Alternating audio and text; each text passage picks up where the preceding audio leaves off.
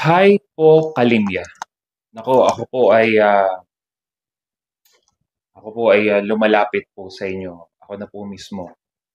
Alam niyo naman po na aware na kayo na isinilang na po ang ating pangalawang community at ako na po ang humihingi ng tulong po sa inyo para po sa isang ating pong kababayan na mayroong sakit po ng hypokalemia. Sa katunayan po niyan, nung bumisita po ako sa kanyang bahay, ay saging ang kinakain niya, Skyplex.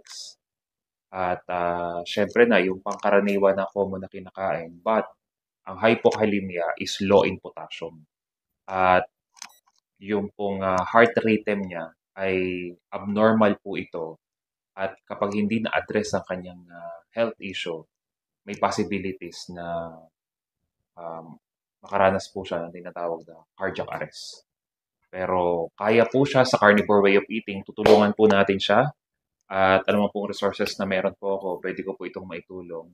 At ako po ay nakikiusap sa inyo, pwede po natin itong pagtulong-tulungan. Diyos na po ang bahala magpala po sa inyo. God bless everyone.